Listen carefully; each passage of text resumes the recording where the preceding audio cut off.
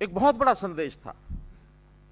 नहीं तो हम देखते हैं गुरु परंपरा में मठ स्थापित हो जाते हैं, कुछ वर्षों तक बहुत अच्छी परंपरा चलती रहती है, अचानक भी कोई काल आ जाता है, वो मठ विवादों के घेरे में आकर के और धराशायी हो जाते हैं, विचार चलना ही बंद हो जाता है।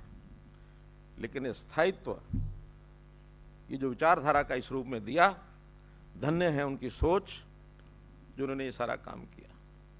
मेरा कहना यह है कि आज हमारा दायित्व बनता है कि ऐसे महापुरुषों की सबकी विचारधारा को प्रसार करने के लिए हमको आगे रहना चाहिए।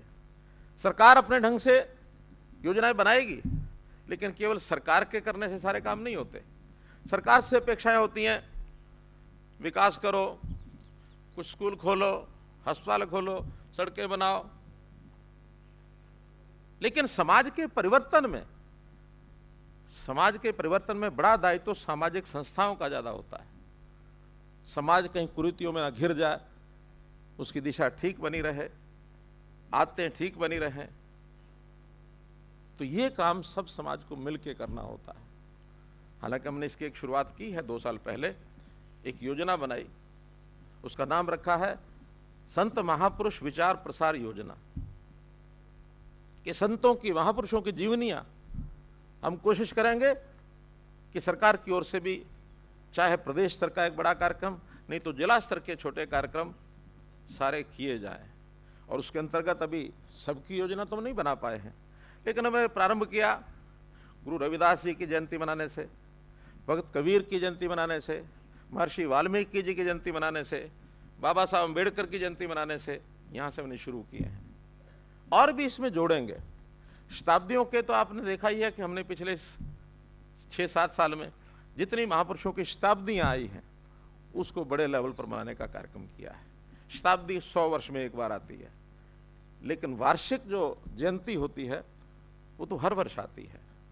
तो हर वर्ष समाज के लोगों को आगे आना चाहिए, सरकार उसमें सहयोग करेगी, हम कहीं पीछे नहीं हटेंगे। तो आज जिस काम के लिए हम एकत्र हुए, श्री गुरु तेग बहादुर जी का 400 साला प्रकाशोत्सव मनाने के लिए, एक कार्यक्रम की हमने अभी चर्चा की है कि प्रदेश में बड़ा कार्यक्रम एक किया जाए। समय भी कम है तो एक बड़ा कार्यक्रम किया जाए, लेकिन इसका अर्थ ये नहीं है कि बाकी कार्यक्रम नहीं करने।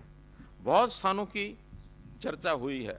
मुझे भी एक लिखित जो एक डॉक्यूमेंट दिया, उसके अंदर मैं बैठे देख रहा था, तो उसमें दिल्ली चांदनी चौक से लेकर के और आगे जो जो स्थान, चाहे उनके भ्रमण के रहे और चाहे उनके शीश की यात्रा जो चली, वो सब स्थान रहे। जैसे बड़ खालसा की बात आई है, खुशहाल सिंह जी की बात आई है, वहाँ एक म्यूजियम, एक स्मारक बना है, लेकिन कोई बड़ा स्थान कोई ना कोई उनकी यादगार के रूप में वहाँ बनाया जाए, ऐसा जो विचार आया है। इसी प्रकार बड़ खालसा के बाद जैसे दमतान साहब का, जींद जिले में दमतान साहब, ये उनके एक प्रकार से स्थान महत्व का है जहाँ वो गए हैं। लोहगढ़ की चर्चा आई है। लोहगढ़ तो बाद में गुरु तेग बहादुर जी का लगभग 7 साल तक उनकी राजधानी रही है। उसके लिए हमने एक लोहगढ़ स्मारक ट्रस्ट भी बनाया है। तो लोहगढ़ स्मारक ट्रस्ट के माध्यम से सरकार भी उसमें योगदान करेगी, समाज को भी हम साथ लेकर चलेंगे कि वहाँ कुछ ना कुछ प्रेरणादायी इस प्रकार का कोई स्मारक ये उनका बनाया जाए। लाखन माजरा की बात आई, खटखड़ कला की बात आई है, सफ़ीदों है, खरगपुरा है, कैथल है, जींद है, गुरुद्वारा नीम साहब है, मंजी साहब है, चिक्का है, बिहार है, हांसी है, कुरुक्षेत्र है, करा साहब है, सैना